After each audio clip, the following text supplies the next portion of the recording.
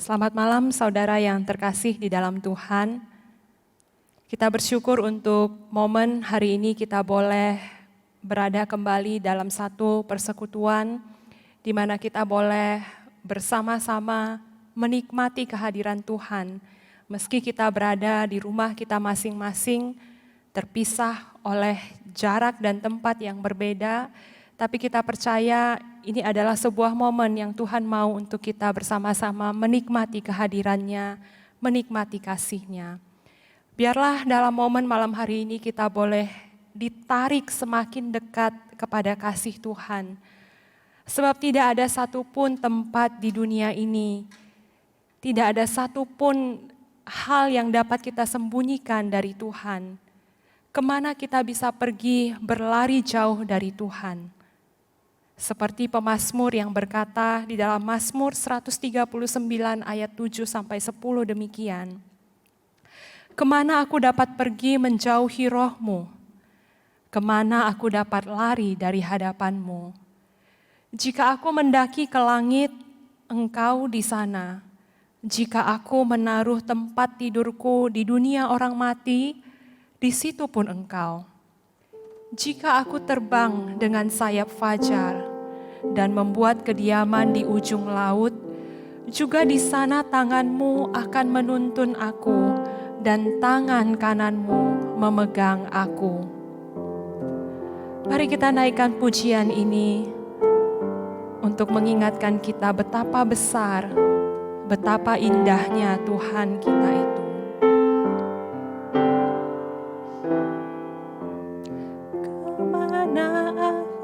Dapat pergi menjauhi roh-Mu yang suci, Kau sahabat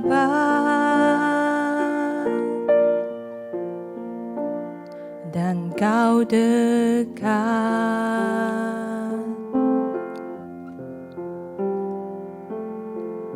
Bahkan seluruh pengabdianku tak bisa membalas kesetiaan-Mu, sungguh mulia dan berharga. Sungguh besar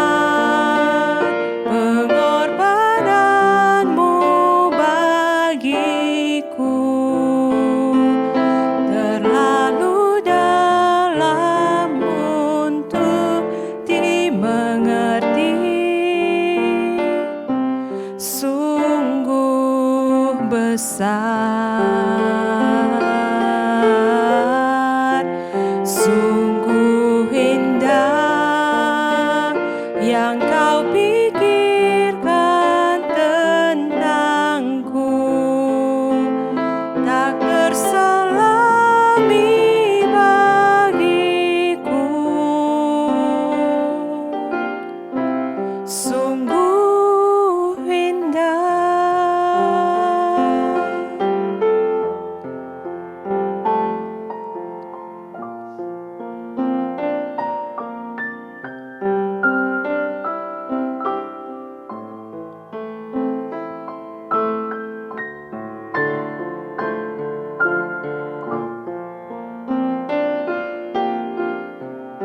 Seluruh pengabdianku tidak bisa membalas kesetiaan-Mu.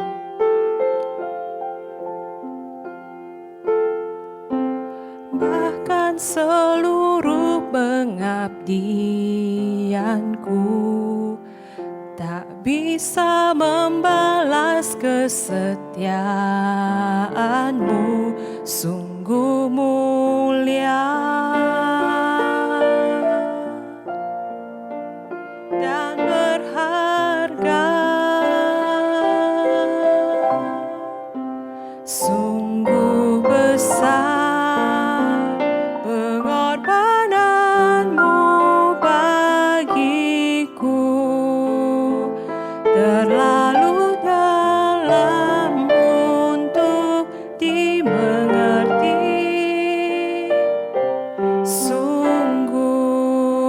besar, sungguh indah yang kau pikirkan tentangku, tak terselami bagiku. Sungguh indah, katakan sekali lagi, sungguh besar pengorbananmu bagiku Tuhan.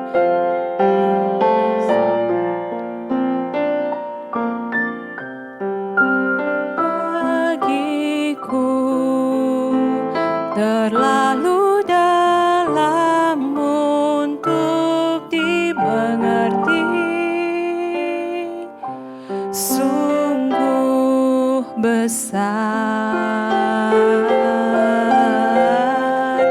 sungguh indah yang kau pikirkan tentangku, tak terselami bagiku. Sungguh indah.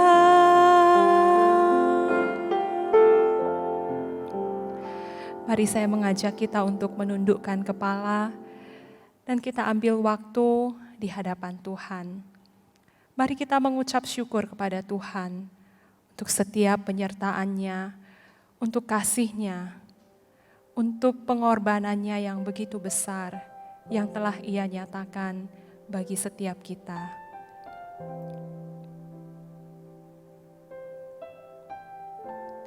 Tuhan, kami bersyukur buat segala kebaikan Tuhan.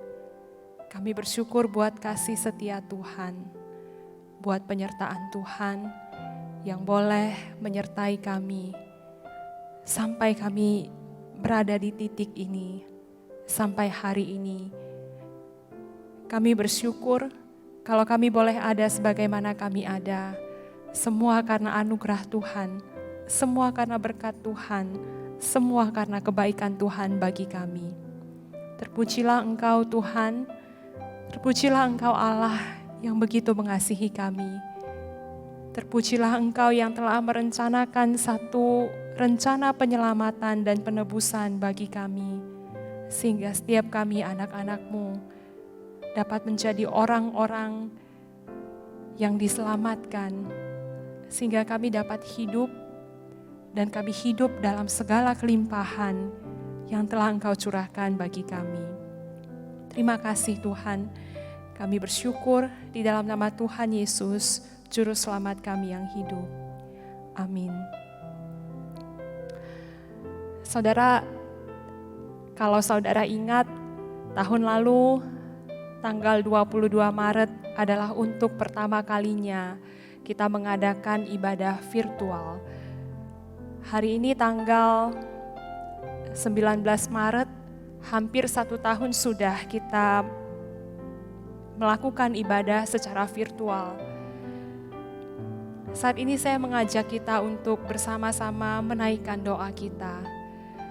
Mungkin ada begitu banyak hal yang terjadi, mungkin ada begitu banyak kekeringan yang mungkin dirasakan khususnya bagi para pelayan Tuhan. Maka saat ini saya mengajak kita untuk bersatu hati berdoa, kita menyerahkan ke dalam tangan Tuhan untuk kerohanian bagi para pelayan Tuhan, bagi mereka yang melayani Tuhan, bagi para aktivis, bagi majelis, dan juga bagi hamba Tuhan.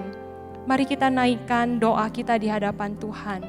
Biarlah Tuhan yang menunjukkan belas kasih-Nya, Tuhan yang menunjukkan anugerah-Nya kepada setiap hamba-hambanya yang melayaninya.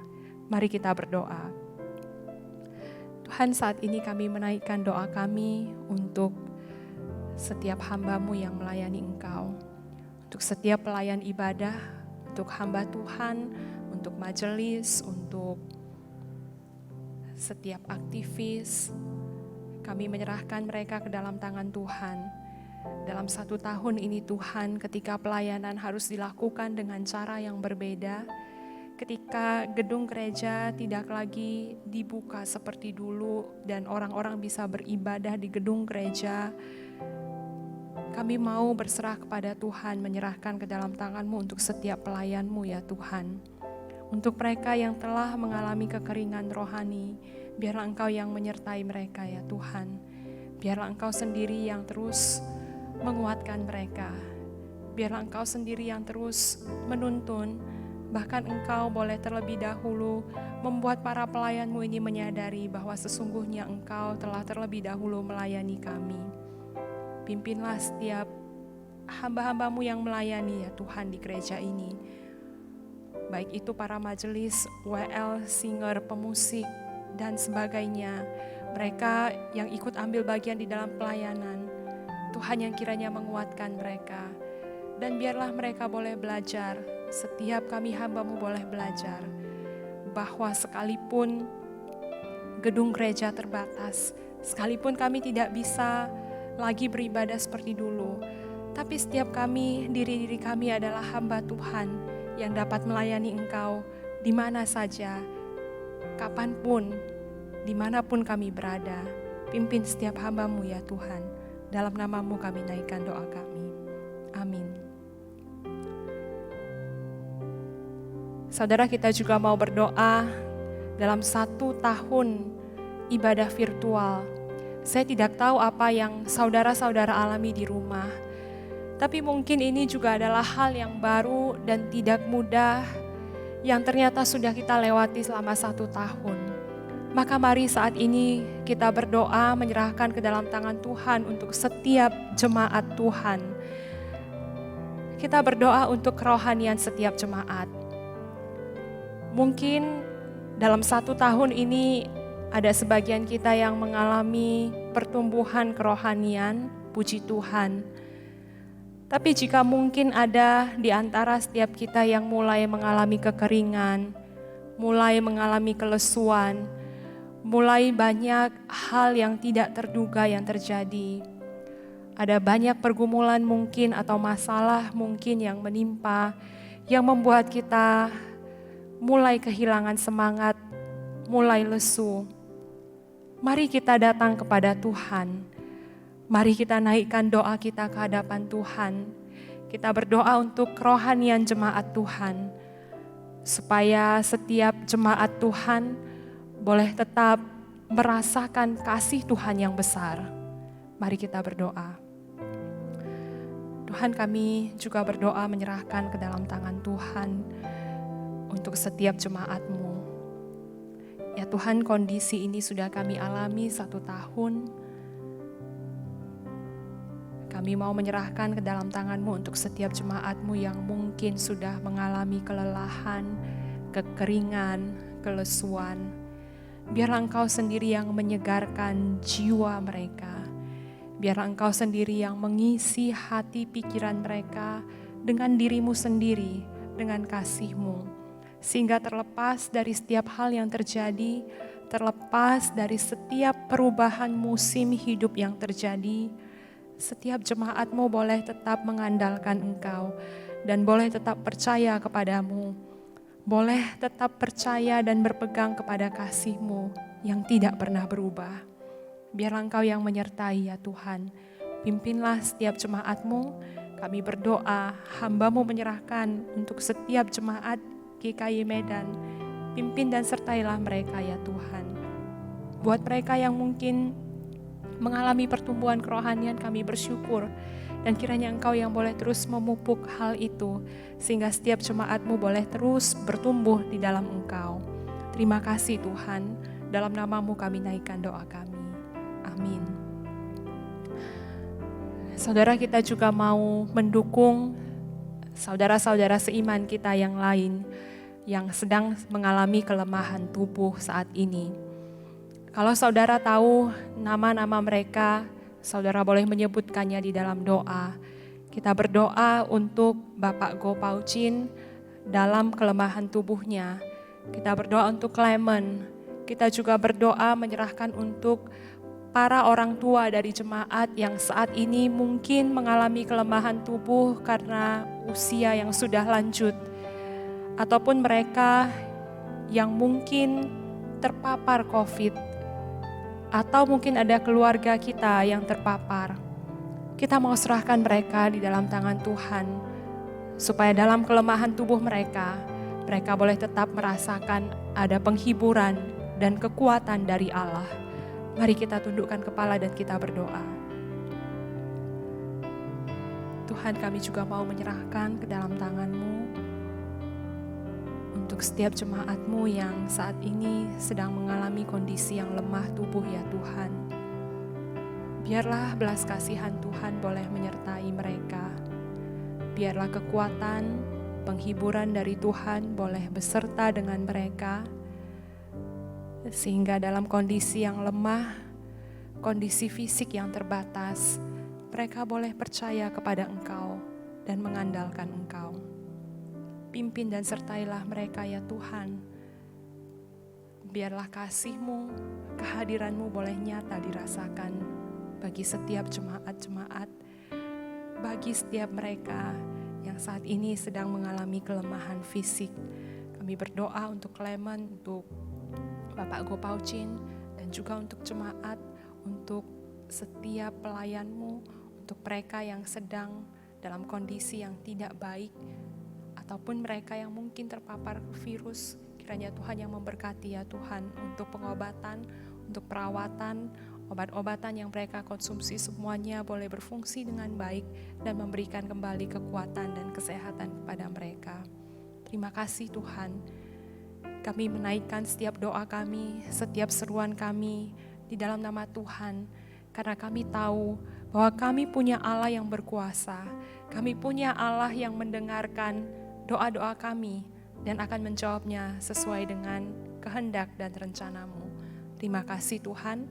Kami serahkan setiap seruan doa kami hanya di dalam tangan Tuhan. Dalam nama Tuhan Yesus kami naikkan doa kami. Amin. Saudara, saat ini mari kita mempersiapkan diri dan hati kita untuk mengenal Tuhan secara pribadi lewat firman-Nya. Biarlah setiap kita boleh punya kerinduan untuk mengenal Dia secara pribadi, dan setiap kita boleh punya relasi yang dekat dengan Dia.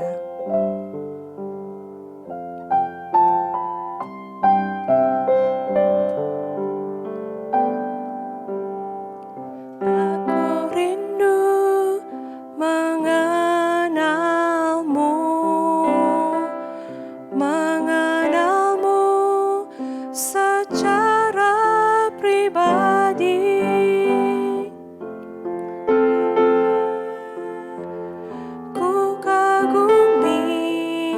Semua karya dan ciptaan-Mu,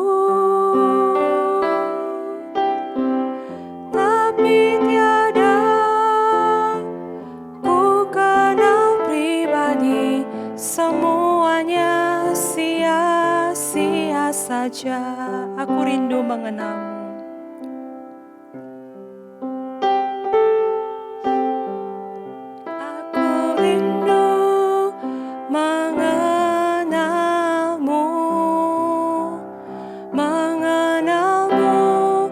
Secara pribadi, bukan hanya ku kagumi semua karya dan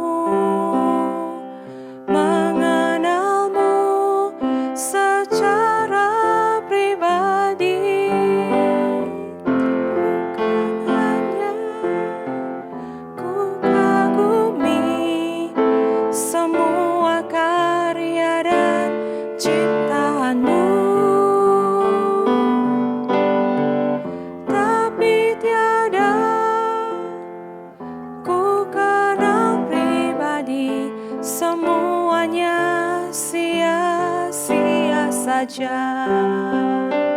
Aku mengenalmu secara pribadi hingga ku tahu rencanamu. Aku mengenalmu secara pribadi lewat firman dan Roh Kudus ku kenal. Aku mengenalmu secara pribadi hingga ku tahu rencanamu. Aku mengenalmu pribadi lewat firman dan Roh Kudus ku kenal. Aku mengenalmu secara pribadi hingga ku tahu rencanamu. Aku mengenalmu secara pribadi lewat firman dan Roh Kudus ku kenal. Lewat firman dan Roh Kudus ku kenal. Mari kita tundukkan kepala sekali lagi. Tuhan, kami bersyukur buat kebaikan, buat penyertaan-Mu kepada setiap kami. Saat ini Tuhan, kami rindu untuk mengenal Engkau lebih dalam lagi. Kami rindu untuk mengenal Engkau secara pribadi. Biarlah Engkau menuntun kami lewat firman-Mu malam hari ini. Kami boleh semakin mengenal siapa Engkau. Dan kami boleh punya relasi yang semakin dekat dengan Engkau. Berkati setiap kami ya Tuhan. Berkati hamba-Mu yang akan menyampaikannya. Supaya setiap kami masing-masing boleh diberkati. Dan setiap kami boleh mengerti apa yang Engkau ingin kami lakukan. Mengerti apa yang Engkau sampaikan. Terima kasih Tuhan. Dalam nama-Mu kami naikkan doa kami. Amin. Ya, Saudara, dalam rangkaian Prapaskah ini kita akan kembali merenungkan momen-momen bersama dengan Yesus.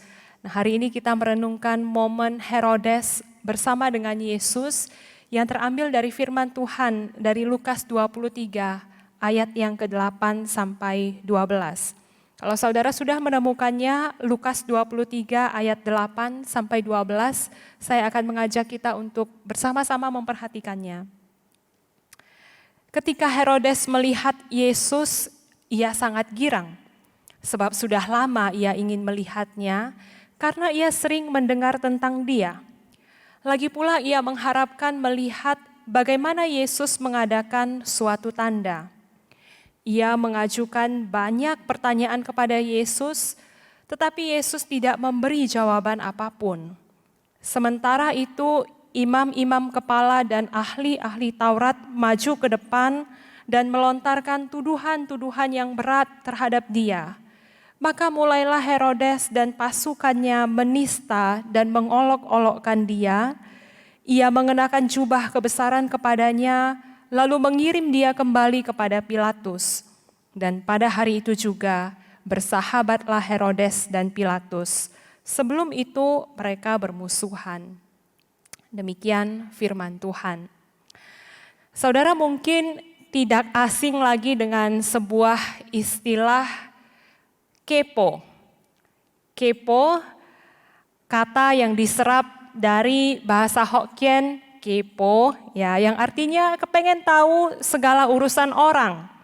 Belakangan kata ini menjadi sangat populer di kalangan anak milenial, bahkan kata ini diserap menjadi bahasa Indonesia dan kita bisa menemukan kata ini di dalam Kamus Besar Bahasa Indonesia.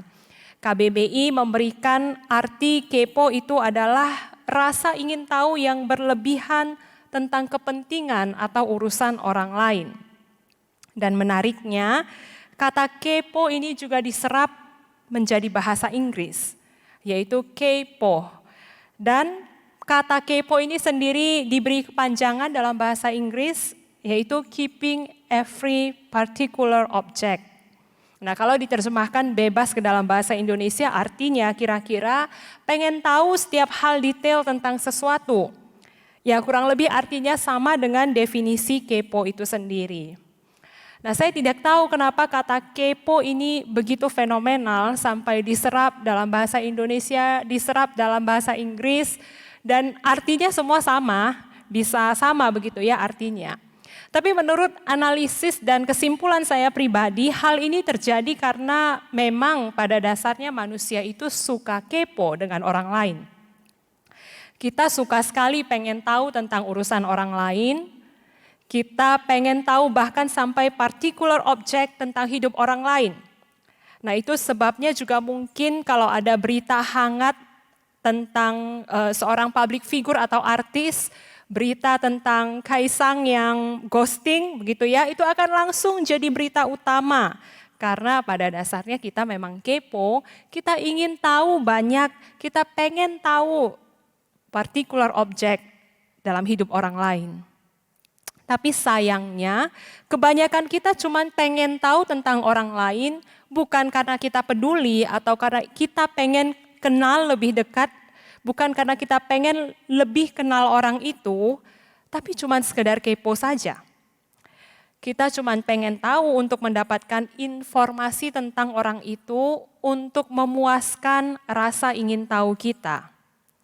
Bukan karena kita pengen dekat atau karena kita pengen punya relasi dengan orang itu. Dan memang pengenalan kita akan seseorang itu tidak dinilai dari seberapa banyak yang kita tahu tentang dia.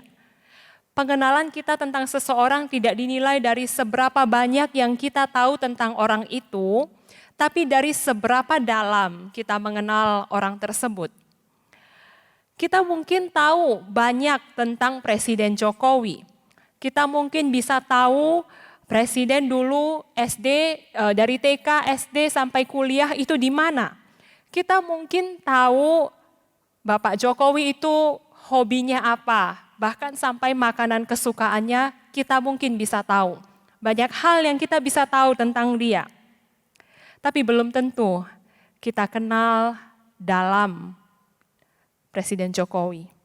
Belum tentu kita kenal dia secara dalam karena kita tidak punya relasi dengan dia. Sebenarnya hal yang sama juga sering terjadi dalam pengenalan kita akan Tuhan. Kita mungkin sudah banyak tahu tentang Tuhan. Kita mungkin tahu banyak informasi tentang Tuhan, tentang siapa dia, tentang apa yang dia kerjakan. Tapi belum tentu kita benar-benar kenal Yesus itu secara pribadi.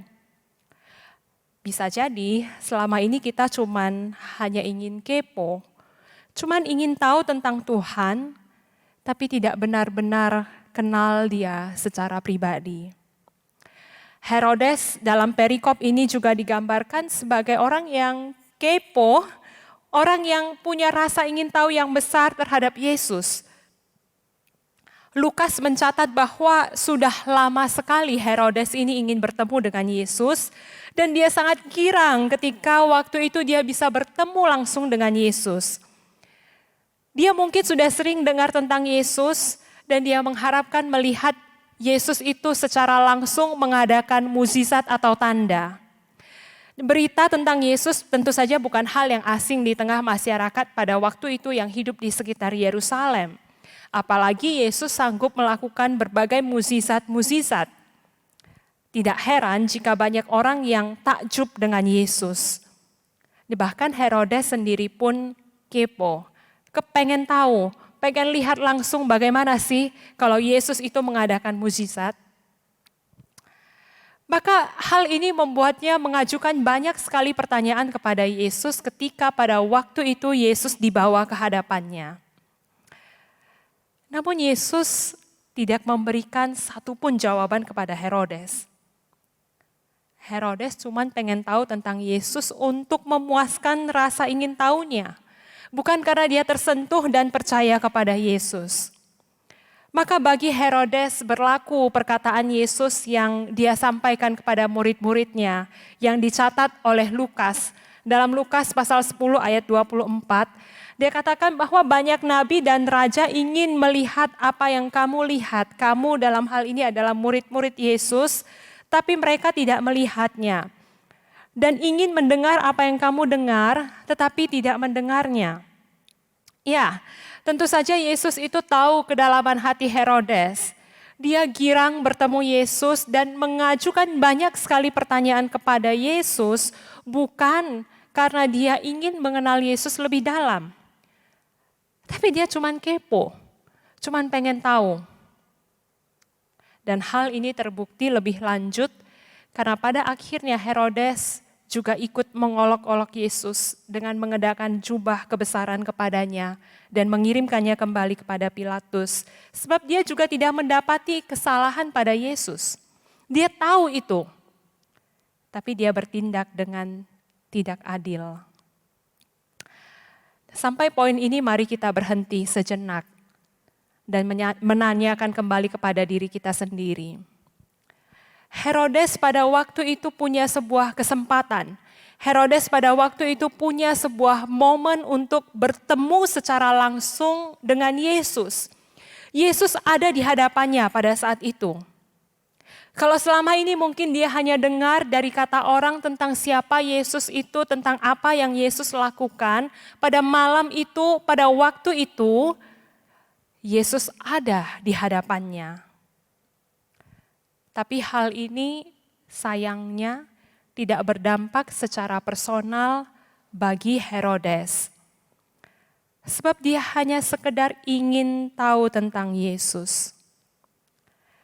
Jika hari ini saudara memiliki momen untuk bertemu langsung dengan Yesus, apa yang akan saudara lakukan?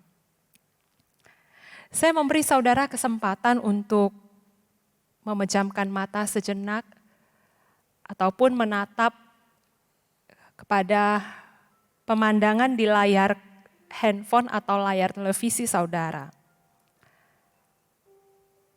Jika seandainya saat ini, momen ini, Yesus berdiri di hadapan saudara, apa yang akan saudara lakukan?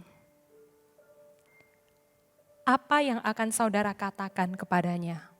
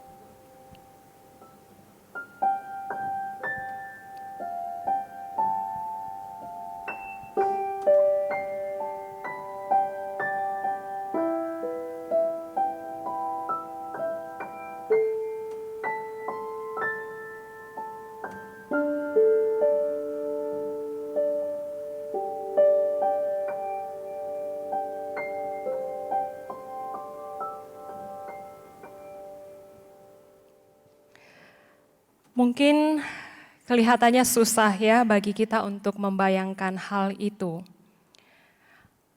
Atau mungkin ketika kita membayangkan Yesus ada di hadapan kita, kita ingin sekali mengajukan banyak pertanyaan di hadapannya. Mungkin karena banyak hal yang kita tidak pahami, kita ingin mendapatkan jawaban dari Tuhan. Tentu saja hal ini tidak salah, sama sekali tidak salah. Tapi dalam momen yang sebentar sangat singkat tadi, apakah ada di antara saudara yang terpikir untuk hanya ingin berdiam diri di hadapan Tuhan? Apakah ada di antara saudara yang terpikir hanya untuk berdiam diri di hadapan Tuhan dan membiarkan Yesus yang berbicara kepada kita? Hanya diam saja dan membiarkan Dia yang berbicara dan kita diam mendengarkan. Hal ini tampak sepele, tapi harus diakui bahwa untuk berdiam di hadapan Tuhan adalah hal yang sulit dilakukan, bukan? Tapi justru di sini letak masalahnya, saudara. Kita jarang berdiam diri di hadapan Tuhan, kita jarang membiarkan Tuhan dan firman-Nya sendiri yang berbicara kepada kita untuk mengubahkan hati kita. Bagaimana kita bisa mengenal Yesus lebih dalam kalau kita tidak pernah membuka hati kita dan memberikannya kesempatan untuk berbicara kepada kita? Bagaimana kita bisa mengenal Dia lebih dalam jika kita tidak pernah menghabiskan momen berkualitas dengan Dia? Bagaimana kita bisa mengenalnya secara pribadi jika kita membaca firman-Nya hanya sekedar untuk mendapatkan informasi tentang Dia, hanya sekedar formalitas atau rutinitas, tanpa pernah benar-benar merenungkan dan mengunyah firman itu? Saudara, beberapa tahun yang lalu menjelang beberapa bulan keberangkatan saya ke Saat untuk melanjutkan studi teologi, saya ingat tanpa sengaja saya menemukan sebuah buku yang berjudul How to Stay Christian in Seminary. Bagaimana kita bisa tetap jadi orang Kristen ketika kita tinggal di seminari? Wow, sebuah judul buku yang sangat menarik. Memang buku ini sangat menarik karena baru di bagian pendahuluannya saja penulis sudah mengatakan bahwa seminari itu berbahaya. Ketika membaca ini saya sangat terkejut ya, karena saya sudah menghabiskan beberapa waktu untuk benar-benar berdoa, menggumulkan, sudah mencucurkan air mata untuk benar-benar mantap ke Saat setelah melalui proses pendaftaran dan segala macam dan sudah lulus ke Saat dan tinggal beberapa bulan saja mau berangkat ke Saat, ke seminari itu. Saya ketemu buku itu yang mengatakan seminari itu berbahaya. Wow, apa maksudnya seminari itu berbahaya? Ketika saya melanjutkan pembacaan buku ini sampai selesai, akhirnya saya mengerti apa yang dimaksudkan oleh penulis. Penulis berkata bahwa seminari itu berbahaya. Seminari itu sungguh berbahaya jika kamu hanya mengisi kepalamu penuh dengan firman lebih daripada yang dapat dicerna oleh hatimu. Seminari itu sungguh berbahaya kalau orang-orang di dalamnya hanya mengisi kepalanya dengan firman tanpa sempat mencernanya. Selanjutnya penulis itu berkata, kita itu tidak bisa bertahan menjalani hidup tanpa firman Tuhan. Betul, kita tidak bisa menjalani hidup kita tanpa firman Tuhan. Tapi lebih dari itu, jiwa kita membutuhkan lebih dari sekedar kata-kata. Jiwa kita membutuhkan lebih dari sekedar fakta, lebih dari sekedar studi Alkitab, lebih dari sekedar sebuah pengetahuan yang baru. Jiwa kita membutuhkan firman itu sendiri, firman F huruf besar. Jiwa kita membutuhkan Yesus untuk bisa bertahan. Dan cara yang paling penting untuk bertemu dengan Yesus itu adalah dengan perenungan firman yang mendalam. Saudara, saya bersyukur karena diingatkan oleh buku ini. Saya bersyukur bisa membaca buku ini dulu sebelum berangkat ke seminari. Karena apa yang tertulis di dalamnya membuat saya betul-betul memikirkan, membuat saya membuat sebuah komitmen. Saya ingin mengenal Tuhan. Saya ingat waktu itu di sebuah catatan saya menuliskan salah satu komitmen yang saya ingin buat, salah satu komitmen terbesar saya ketika saya menempuh studi teologi adalah aku ingin mengenal Tuhan. Nah, saudara, bukan hanya seminari yang berbahaya. Sesungguhnya kehidupan kekristenan kita juga berbahaya. Kehidupan kekristenan kita juga berbahaya jika kita hanya tahu banyak tentang Yesus, jika kita hanya sekedar tahu Yesus di kepala saja, tapi kita tidak punya relasi pribadi dengan Dia. Dan relasi itu dimulai dari sebuah kerinduan untuk merenungkan firman-Nya. Bukan hanya sekedar membaca kata-kata yang ada di dalam Alkitab, tetapi mengunyah firman itu, menikmati firman itu, dan membiarkan Tuhan sendiri yang berbicara kepada kita lewat firman-Nya. Kisah Yesus di hadapan Herodes ini hanya dicatat dalam Injil Lukas. Dan Lukas mungkin tampaknya sengaja mencatat kisah ini untuk menekankan sebuah fakta yang ingin dia tonjolkan. Yaitu bahwa Yesus, sang pribadi yang tidak bersalah itu merupakan penggenapan dari perjanjian lama. Yesus orang yang tidak bersalah, tetapi dia dipersalahkan dan menerima hukuman atas tuduhan itu demi menggenapi rencana keselamatan Allah. Pilatus memeriksa Yesus 2 kali dan mendapati bahwa Yesus tidak bersalah. Herodes sebagai penguasa wilayah Galilea juga memeriksa kasus Yesus. Dan dia juga mendapati bahwa Yesus itu tidak bersalah. Tapi Yesus tertikam oleh karena kejahatan kita. Dia tertikam oleh karena pemberontakan kita. Diremukkan oleh karena kejahatan kita. Ganjaran yang mendatangkan keselamatan bagi kita ditimpakan kepadanya. Dan oleh bilur-bilurnya itu kita menjadi sembuh. Yesaya 53 ayat 5 mengatakan hal itu. Dan dengan menempuh jalan salib itu, Yesus memulihkan relasi kita dengan Bapa. Itu artinya jalan kita untuk menjalin relasi dengan Bapa kini telah terbuka bagi kita melalui Yesus. Dan dia sungguh merindukan setiap kita untuk datang kepadanya.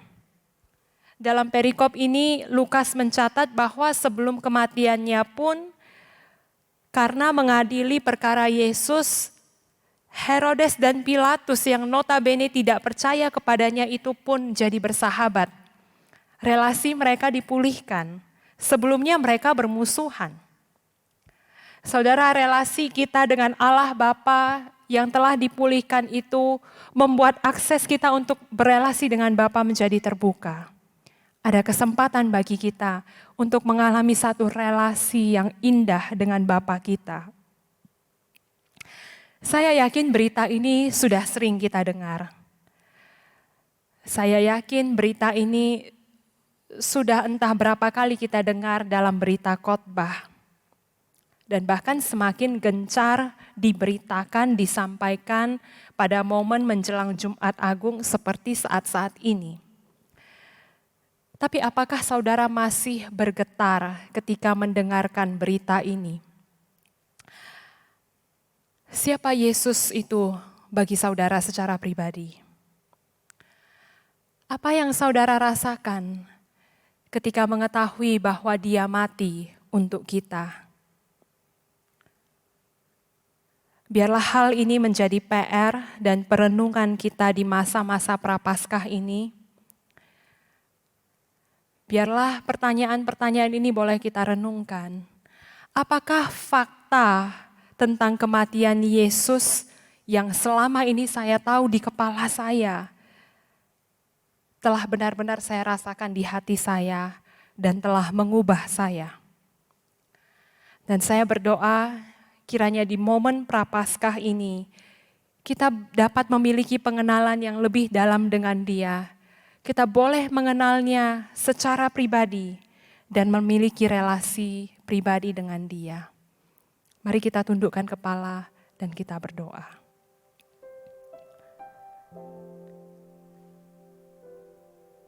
Tuhan, biarlah Engkau menolong setiap kami,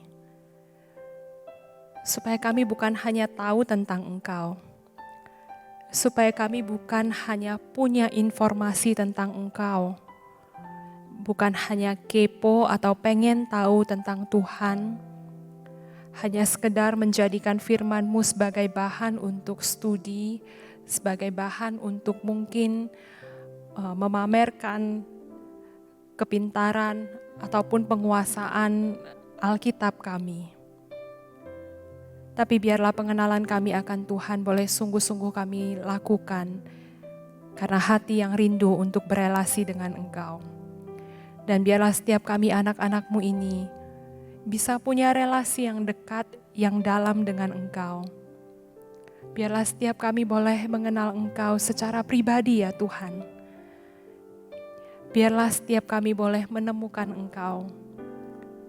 Biarlah kami boleh punya momen yang indah bersama dengan Engkau dan tidak melewatkan momen itu untuk semakin mengenal Engkau. Terima kasih Tuhan. Kami naikkan doa kami dalam nama Tuhan Yesus, Juru Selamat kami yang hidup. Amin. Amin. Persekutuan doa malam hari ini selesai. Silakan mengambil waktu teduh kembali. Tuhan Yesus memberkati kita.